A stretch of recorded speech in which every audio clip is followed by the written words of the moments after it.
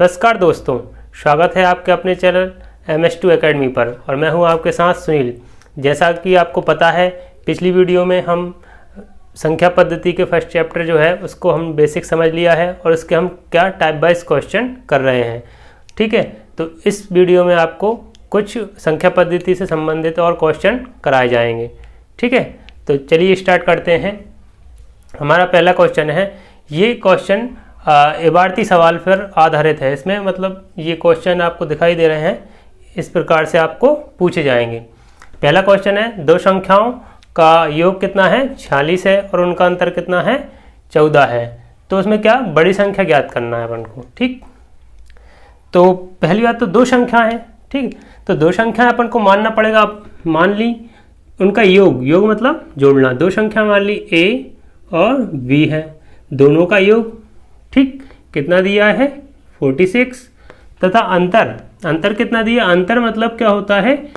उनका घटाव, मतलब उनके बीच का डिफरेंस। ठीक है, A माइनस B का अंतर कितना दिया है?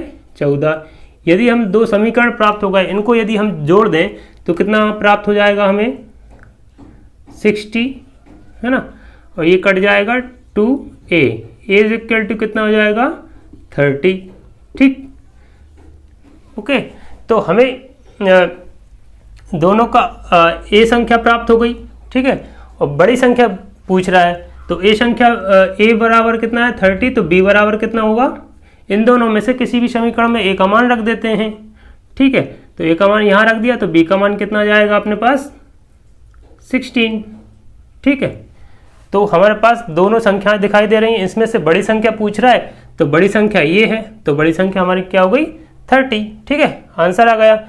इसी प्रकार दूसरा क्वेश्चन है, दो संख्याओं का योग उनके अंतर का दुगना है। ठीक है, यदि छोटी संख्या कितनी है? 10 है, तो बड़ी संख्या ज्ञात करना है। ठीक है, तो दो संख्याओं का योग। ठीक, तो दो संख्याएं हैं हमारे पास, A प्लस B का योग बराबर उनके अंतर का दुगना है। अंतर कितना हुआ? A minus B। ठीक है, अब ये बोला है उन दो संख्याएं हैं, उनके योग जो है उनकी अंतर का दुगना है, मतलब अंतर जितना आएगा उसका दुगना योग होगा। ठीक है, यदि हम अंतर को दुगना कर देते हैं तो दोनों संख्याएं क्या हो जाएंगी? योग और अंतर क्या हो जाएंगी? बराबर हो जाएंगी। ठीक है, तो इसको हम सॉल्व कर लेते हैं। हमें छोटी संख्या दी है, छोटी संख्या क्या है? 10 है, तो A प्लस 10 बराबर A माइनस 10 इंटू 2। ठीक है, इसका इंटू इसमें कर लेते हैं, 2A माइनस 20 इधर हो जाएगा A प्लस 10।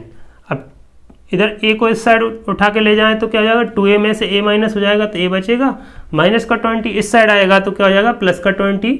ठीक, और प्लस 10 यहाँ पहले से ही है, तो A का मान कितना आ गया अपने पास? 30। ठीक है, तो छोटी संख्या हमें दी है 10 है, तो बड़ी संख्या क्या होगी? 30। ये अपना आंसर हो गया। ठीक है, आया समझ में?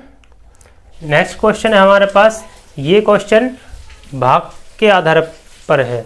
ठीक है, तो भाग के आधार पर सबसे पहले हमको ये चीज़ समझने पड़ेगा कि भाग में भाजक क्या होता है, भाज्य क्या होता है, भागफल और शेषफल क्या चीज़ होती है। ठीक है, तो भाज्य वह संख्या होती है जिसमें हम भाग देते हैं, और भाजक जिस संख्या से भाग देते हैं वह होती है। भागफल और शेषफल तो सिंपल है, जितनी बार जाता है भागफल और शेषफल जो बचता है। इसके लिए ये फॉर्मूला है कि भाज्य बराबर होता है भाजक इंटू भागफल। भाज्य बराबर क्या होता है? ये भाज्य बराबर क्या होगा? भाजक इंटू भागफल, और इसके साथ जुड़ जाएगा शेषफल। ठीक है, तो हमको ये याद करने की जरूरत नहीं, सिर्फ अपन को ये माइंड में रखना है कि भाज्य बराबर क्या हो जाएगा? दोनों को भागफल इंटू भाजक करना है और अपन को फिर शेषफल में जोड़ना है। ठीक है, तो इसी प्रकार ये क्वेश्चन है थर्ड। इसमें क्या पूछा है कि 1265 में हम किस संख्या से भाग दें? ठीक, कि भागफल हमें 84 प्राप्त हो और शेषफल 5 प्राप्त हो। ठीक है, तो अब इसमें पूछ रहा है किस संख्या से भाग दें। अब किस संख्या से भाग दें, तो हम भाग देना है मतलब अपन को क्या निकालना है? भाजक निकालना है। ठीक है, तो ये भाजक है। ठीक, तो भाज्य अपने पास कितना है? 1265, और भाज्य मतलब x मान लो। ठीक है, और कितना प्राप्त हो रहा है अपने पास? भागफल कितना है 84 और शेषफल 5 प्राप्त हो रहा है। ठीक है ना। तो सबसे पहले इसको इधर उठा के लाएंगे तो 1260 बचेगा, फिर 84 नीचे आ जाएगा तो 84 से क्या भाग चला जाएगा। ठीक है, 5 इधर उठा के लाया, 1265 में से माइनस हो जाएगा 5 तो 1260 बचेगा बटे ये इंटू में संख्या है ये, है ना। तो ये 84 कहाँ आएगी, नीचे आएगी। ठीक है, 12 सत्ते 84, 12 एकम 12, ठीक, नहीं जाने की 0, 12 पंजे 60, 7 एकम 7 और 7 पन्ने 35। ठीक, तो x वह संख्या है जिससे हम 1265 में भाग देंगे तो ठीक है हमें क्या प्राप्त होगा, भागफल कितना 84 प्राप्त हो जाएगा और शेषफल 5 प्राप्त होगा।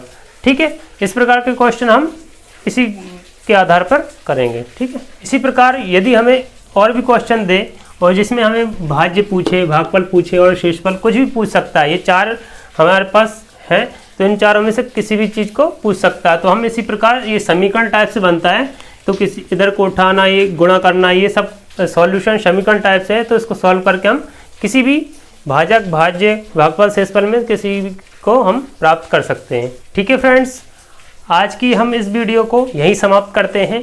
यदि वीडियो आपको पसंद आई हो तो लाइक, शेयर एंड कमेंट करना ना भूलें और चैनल को सब्सक्राइब और बेल आइकन के ऑल नोटिफिकेशन को ऑन करना ना भूलें। तब तक के लिए बाय, टेक केयर, जय हिंद, जय भारत, थैंक यू।